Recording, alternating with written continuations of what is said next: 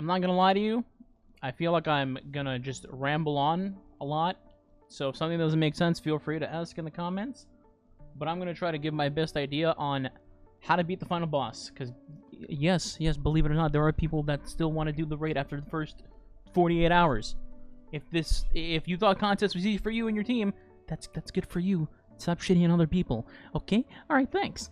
Anyway, let's begin from the top, shall we? So, the boss fight begins with the boss spawning a giant crystal in the air. Significance in that is the person that destroys the crystal will get the buff Leeching Force, which, as you know, eventually turns into Emanating Force, but we're going to backpedal a little bit before that.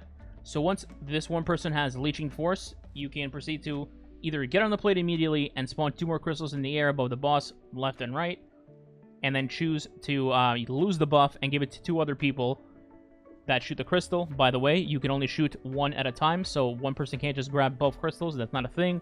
You always need 2 people to spread the buff to. The person on the plate will lose it. The 2 people that shot each of a crystal will gain the Leeching Force buff. Now from there, you can either proceed to go on the offensive or kill the Glyph Keepers first. That's up to you. I would say kill Glyph Keepers first and then start the rest of the fight. So let's say, hypothetically, player A goes on the plate. They have the Leeching Force buff. Player B and C shoot the crystals. They will then get the buffs each. You kill the Glyph Keepers, which will spawn left and right. 1 score and 1 taken. Kill them. And then from there on, one person can be the designated laser person, and the other one will just be straight up just Leeching Force babysit guy.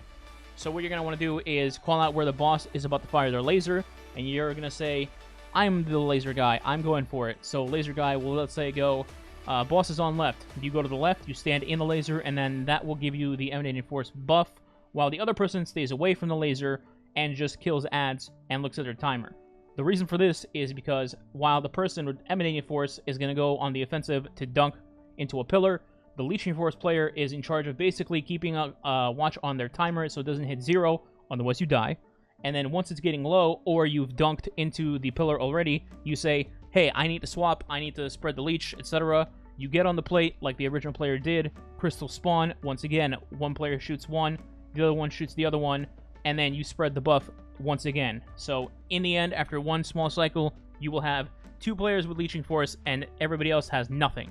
So you just repeat this exact process over and over every time you do, and every time you dunk into a pillar, the boss's force field gets smaller and smaller as you get to the staircase. Now I'm sure some people are going to mention it, so I'm just going to give it a brief mention myself. Yes, there's ways where you can kind of juggle and dunk 2 at a time and spread the Leeching Force over, blah blah blah, but I think personally that's just overcomplicating things. If you can handle using more complex strats like that, there's no reason why you need a guide to begin with, so I'm just gonna keep it straight and simple, trying to give people clears. So just keep 1 Emanating Force player and 1 Leecher at a time, and just cycle through, go nice and steady, nice and safe, you know, get used to the process.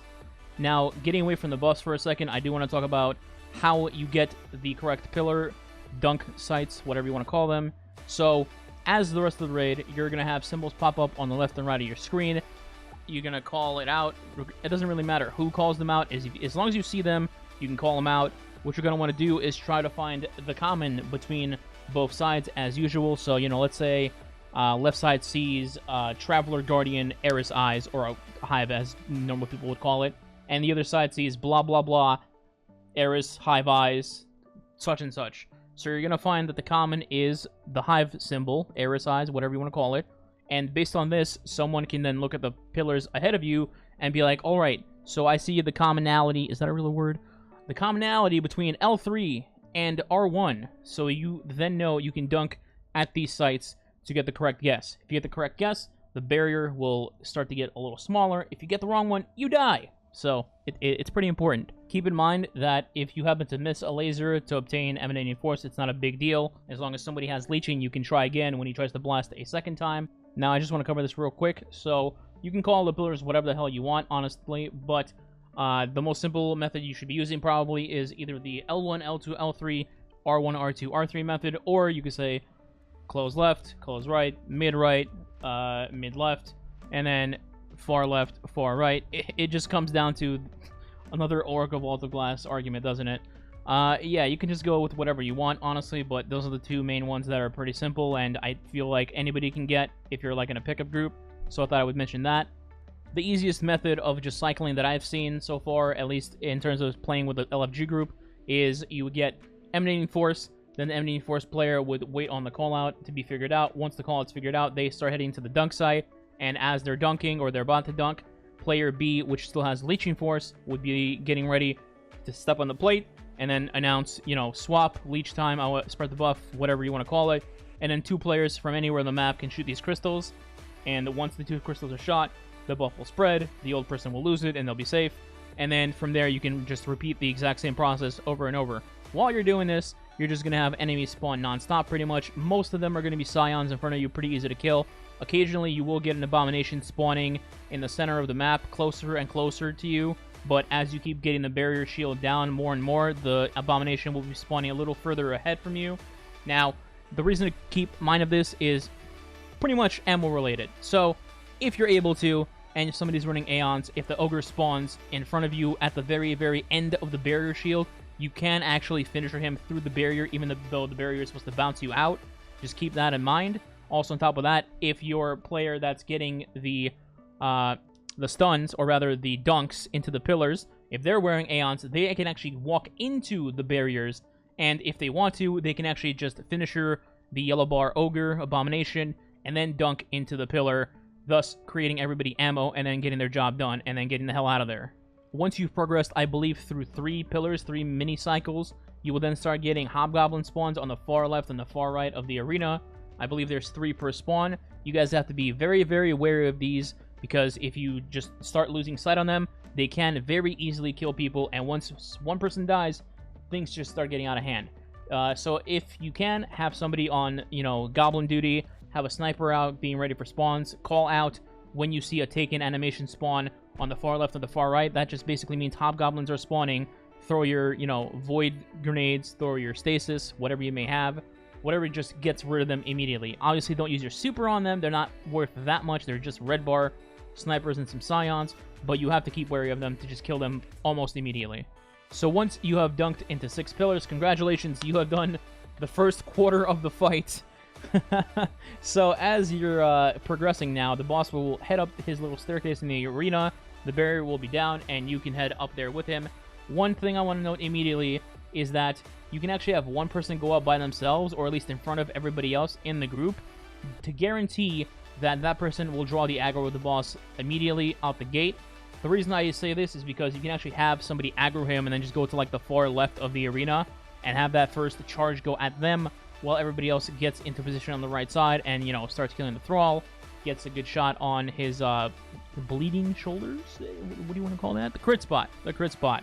So that's just a little tip to get kind of settled in while he's about to go charge at you anime style shortly here. So, how does the boss fight work? So the boss fight will begin by him just simply attacking you. Now, when he does his attacks, his little shoulder charge thing, whatever you want to call it, and hopefully he's missed his target, his staff, his glaive, whatever it is, it will be on the ground. You're going to want to shoot this glaive. Now, everybody, technically speaking, could shoot it, but I find it easier that you just designate 1, maybe 2 people to hitting this glaive, because once you do and you destroy it, somebody will once again get the Leeching Force buff. It's going to be a similar action up here that it was on the regular arena. So the only difference here is that the laser attack comes out after his shoulder charge, and it'll be in a multi-directional angle. All you gotta want to do is here, with a person with the Leeching Force buff, you can eat the laser and not take damage. Everyone else, you hide from the laser. If you don't hide from the laser, you can A, either die, or B, get darkness stacks. We'll talk about darkness stacks later, which is going to keep going on the buff thing right here. So, the person with the Leeching Force buff gets into the laser. They acquire the Emanating Force buff. What you're going to do with this is you're going to look at one of the corners of the arena, and then it'll be the same thing. You're going to see a symbol by the boss as an obelisk. Once again, someone will call it out. Doesn't matter who. Just have somebody have eyes at all times on this obelisk, and it'll be one of 4 symbols, and then it'll be either L1, L2, R1, R2, or again, whatever you want to call your directions. So just keep in mind, it can be like Traveler, Light, Darkness, or Pyramid. You just learn which corner is which. They never change. They're always static and the same. And then somebody calls out, all right, hey, it's Traveler. Insert Traveler direction here. So the person with Emanating Force would be like, okay, guys, where do I need to dunk? and then the person that saw the symbol will say, okay, hypothetically, you need to dunk L1. The idea here is that the person with the buff will go dunk at L1 while everybody else keeps aggro on the boss. Now, while this all is happening, each time that you dunk into a site, the boss will start having a crit spot open. The first 2 crit spots are always going to be arms. The third crit spot will be the right hip, I believe, and then finally the left hip. The first 3 will all have crit spots. The last and final one to break will not have a crit spot. At least not from my experience. It's never had a crit spot. It's just pure regular damage, so you can't just do like 2 sniper shots and break it. So the final one is a little beefier than the other 3. Just keep that in mind in case you're thinking you're like, I'm going crazy. Why can't I hit the damn crit? This boss sucks. Now, during all of this that I just mentioned, you will periodically have thralls spawn upon you, so you can't just stand still assuming, oh, I'm far away from the boss. I'm fine, out of danger. There will be thralls spawning at you. There will be lasers coming at you after each shoulder charge attack, like I mentioned. Small thing to note here is that if you want to time things correctly, you can actually dunk after a shoulder charge, and then it will stun the boss from doing his laser attack. This, again, is a little bit important towards getting any darkness stacks a little bit later on that. So ideally, in a full rotation situation here, you're going to want to have somebody dunk the thing, then the aggro person, either by themselves or with multiple people, will then shoot the arm, or the other arm, or the third spot, which will be the right hip, thus breaking each of his crit spots. He has 4 total, and this is how you get the damage phase. After 4 total, he goes into a little mini and range mode. You will 100% know what it looks like. Everything goes red, and he starts going apeshit. Trust me, you will know.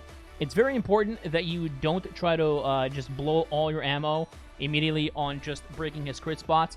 Yes, having snipers to break the crit spots is definitely very helpful, but I don't recommend using any heavy ammo on this, so don't use things like Sleeper, Reed's Regret, nothing like that on the crit spots. Just if you have to spam primary on it, and try to use some sniper ammo on it, but not enough to the point where you're just left with almost no ammo for actual DPS. Once you have broken all 4 limbs, you then go into the damage phase.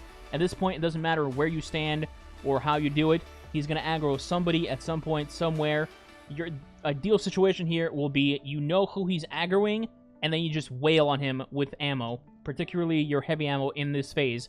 You want to have either a Divinity shooting him at all times when he's not chasing your Divinity player, and then just shoot into the Divinity bubble. If not, you should be aiming for those crit spots that you broke that I just mentioned, because those seem to be his, well, what normally would be a headshot for a crit would be his weak spots, shoulder, shoulder, hip, hip. So aim for that if you don't have Divinity, and that's about it for one damage cycle. I will go into like things to recommend for what super you should use, what guns you should use, etc., etc. I just want to get through mechanics first. After you've completed the damage phase, he will start to do his little wipe animation, which is him just like kind of kneeling on the ground and glowing in yellow. This is your notification to get the hell out of there and start running to the back of the arena, or I guess rather the front where you started. If you don't do this, he quite literally will just boop your ass off of the map. I'm not kidding. He will actually just throw you to Uganda, and he'll cause you to just fall off the map and die and eat a res token. Don't stop to collect the ammo or none of that. Just go run to the beginning and wait to get your ammo later on. So in terms of mechanics, that is one full damage cycle. Now I'm going to go into talking about things like Super's abilities, what weapons you want to use, what abilities you want to use, when do you want to use them at the boss. Let's talk about classes first. I'm going to start with Hunter. I ran Night Stalker and Revenant in parts of the raid in our completion for second place. Yes, we got second place. Ha ha ha ha. Clown emoji. So Night Stalker and Revenant both have their particular ways of doing a ton of damage in this raid, and specifically to this boss.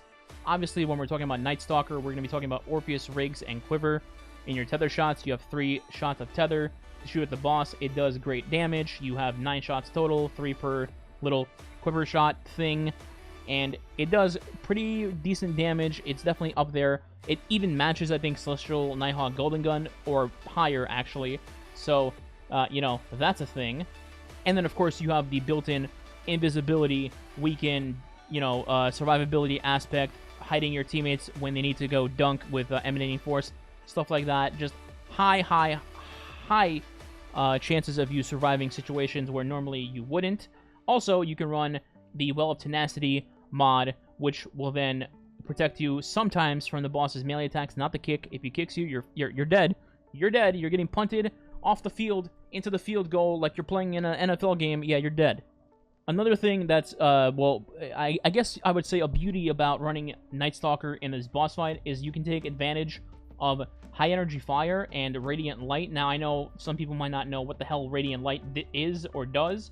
Essentially, radiant light is a mod that you would put on an arc piece on your armor, and what radiant light does is it allows you to pop your super, and thus by popping your super, everyone around you will be charged with light. And by getting charged with light, they will then be using high energy fire when they fire their weapons, thus giving you a free damage bonus to literally everybody on the team during DPS. Hell, even Thunder Crash can just immediately proc this, so it's really helpful. Definitely recommend at least one person on your fire team run this. And then, of course, there is the mentioned high energy fire that's immediately active upon the super pop. So essentially, what you're going to want to do is damage phase starts, immediately super the boss, wail on him, and then everybody has higher energy fire. Therefore, you can immediately start firing Sleeper, Reed's Regret, a rocket launcher, whatever you may have for heavy ammo, and you're just getting more damage output immediately right out the gate. Now, as I mentioned, I used Revenant for this as well, including at the boss. I'm not going to say this is like a flat-out recommendation or anything like that. I will just say the damage-dealing output as a coordinated fire team is very powerful, but it can get complicated for people that aren't used to running stuff like this. So I'm not going to say you should pick this over the other one with Void, but I want to mention it because people are going to be like, well, what did you use day one? I want to know that. So I used the build where I used Supreme Wellmaker, among other things that I'll show you in a second. Casting your super spawns 3 stasis elemental wells near you, and then you use this in combination with tossing your Revenant for an easy, quick access little mini wall spam. Then you would use Seeking Wells for other people on your fire team, basically making the little wells come to them if they're in proximity, like, immediately. And what that will do is have Font of Might proc, which will then give you free extra damage on the boss.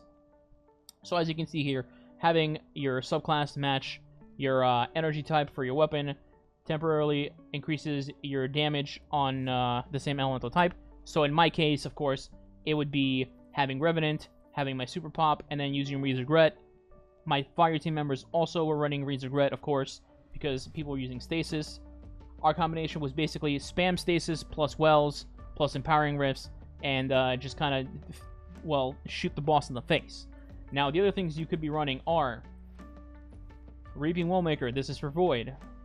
Reaping Wellmaker, essentially, after activating your class ability, which, you know, Hunters dodge quite a bit, you will get a Void Cell. Okay, I played way too many Warmind Cell builds to say that, but okay.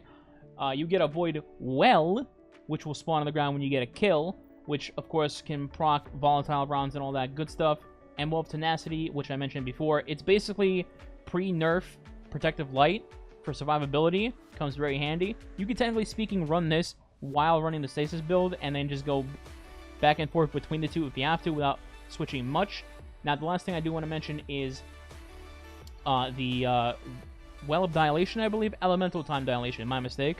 This basically increases your buff timer for Font of Might, essentially giving you a 13-second damage buff instead of 10, thus letting you just spam reads even more, and saving time on, you know, trying to stack damage even more.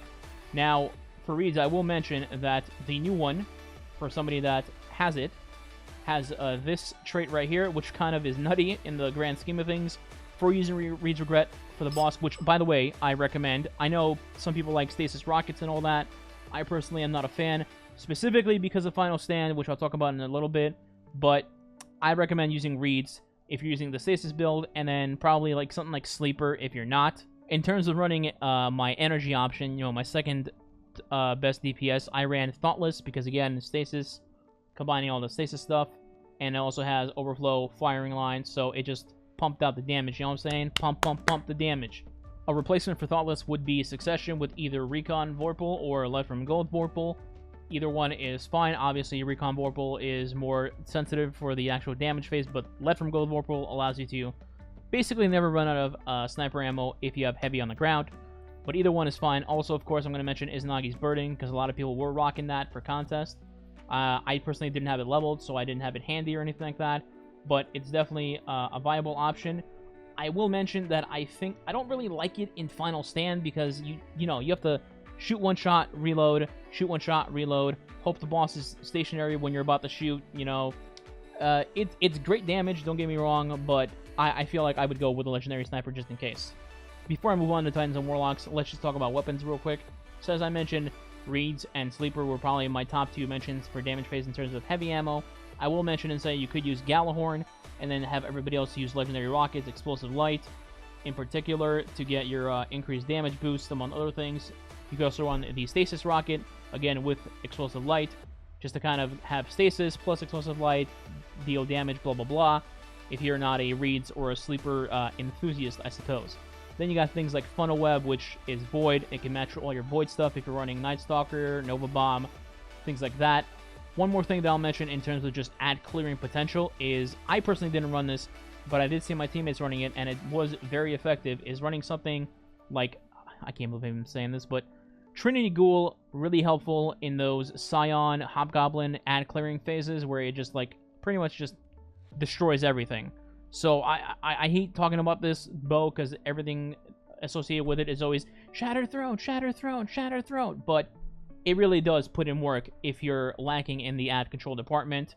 There's also things like Lawrence Driver, which does the same thing, but is obviously a special weapon and isn't kinetic ammo based or anything like that.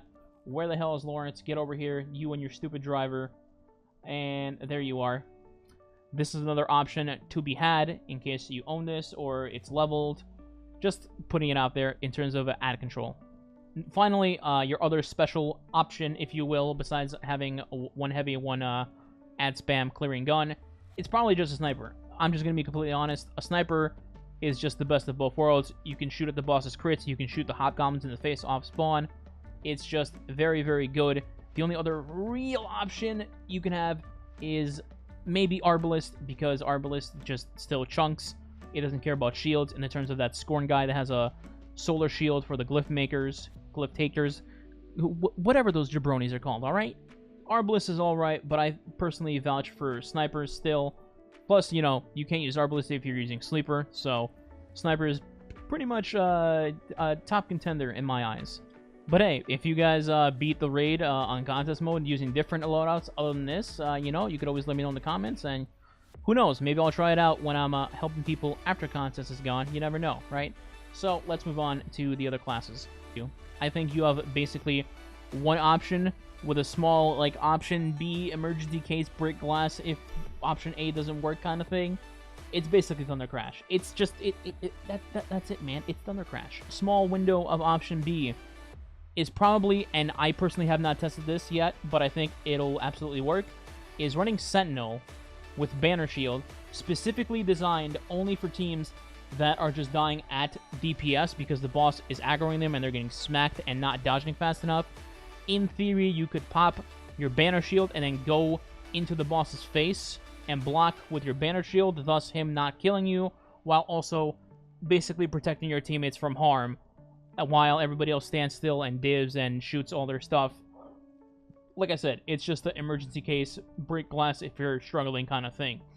Warlocks are definitely the interesting character to be using in this boss fight because they have actually so many weapons and just utilities of, well, like, let's just get into it, shall we? First off, let's talk about Stasis. Stasis, you're going to do the exact same thing as Revenant. The only difference here will be that you using your Stasis, you will not be using your Shadebinder Super the way you think you are. So, you remember when I mentioned Supreme Wallmaker? You can run Stasis and have this as a built-in just-in-case default to having extra damage. So, the idea would be here is to pop your Shadebinder, and then immediately after you pop Shadebinder and you spawn your Stasis Elemental Wells for your teammates, you would then switch to Nova Bomb or Well of Radiance. Your Shadebinder would literally be only there for A, to spam turrets at Scions and Hobgoblins during the ad clearing phase, and B, make wells for your teammates so they get an extra damage buff, and then immediately switch to something else. That's the reason to run Stasis, which is totally viable. You can just use Shadebinder on ads and then the boss switch upon popping it right away. I know it sounds silly, but it does give 5 people a damage buff, so it is pretty viable regardless of of you using your super or not at the boss as a damage type of thing. Then we, of course, have Void. Now, Nova Bomb is probably viable for this boss. Honestly, I do think Nova Bomb is a weak super overall in terms of damage compared to the other dudes. You know, Tether, Thunder Crash, etc. But it is viable in the case of you can actually use Devour like any way you want, meaning you can proc it pretty much at will, right? The other classes, they have to use the fragments, and it's complicated because they need to make orbs, and you can make orbs with your abilities. The other classes have to use their guns. They can't just be like, I'm going to tether, you know, a thrall to get it popped off.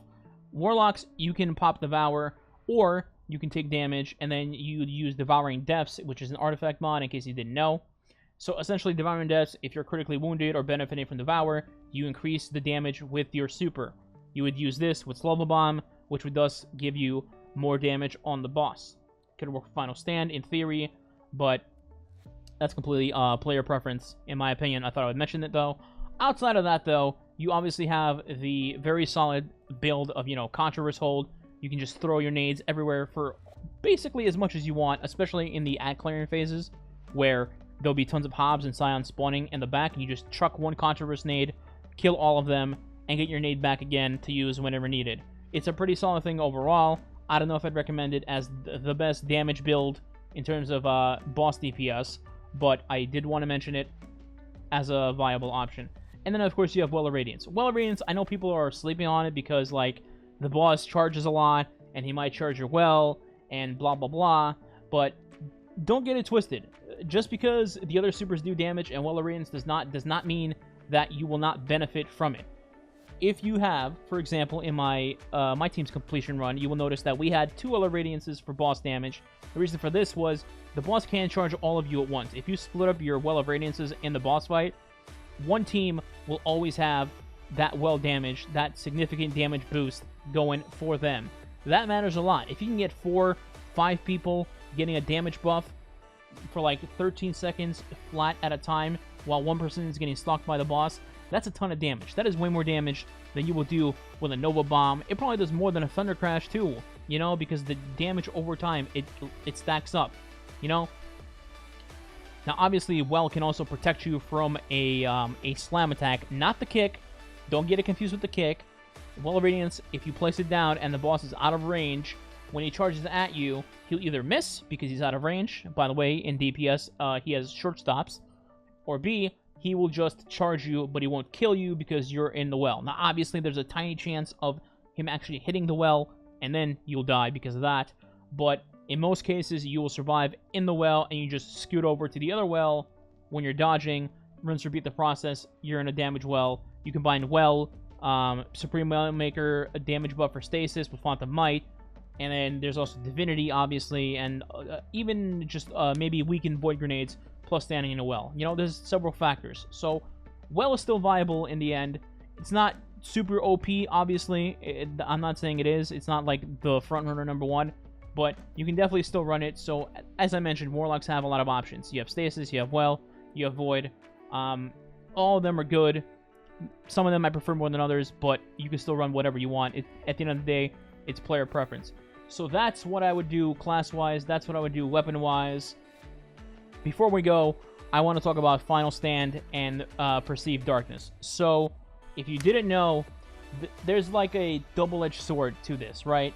So Final Stand, you have a very, very, very small window of time to do a lot of damage to the boss and kill him before he kills you with Perceived Darkness. If you didn't know, in the Final Stand, Perceived Darkness stacks continue to build up, and once they hit the 10, you die. Now, the thing to note here is that, first of all, Perceived Darkness has a benefit to it. If you didn't know, your raid armor that you get in this raid can benefit from you having stacks because it does more damage, or rather, you output more damage based on the number of darkness stacks that you have. So you should definitely be wearing your raid armor at this boss just to give you free damage. However, as I mentioned, it's a double-edged sword. You should avoid darkness stacks whenever possible, other than Final Stand when it's building on its own naturally. Now, notice I said naturally.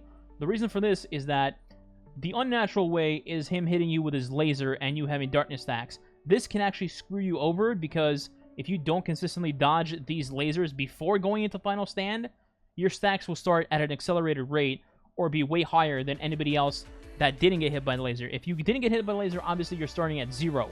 So you're going from 0 to 10 before the boss just auto-kills you outright. If you get hit by the laser before going to final stand, you can get 2, 3, 4, 5 stacks, and then you're going from 5 to 10, and you're just dead. You probably see the difference, what I mean there, right? You have 5 stacks versus 0 stacks. You have a bigger window of doing damage, and final stand is all about doing a ton of burst damage in a small window of time. So you need to avoid hitting any darkness blasts going into final stand. It can help during DPS, but it will cripple you during final stand DPS. One thing, that's just like one general thing to keep in mind. So that's pretty much it. I'm sure strats will be more developed as time goes on with contests gone, and if, you know, there's something significant to talk about, I will try to make a video about it.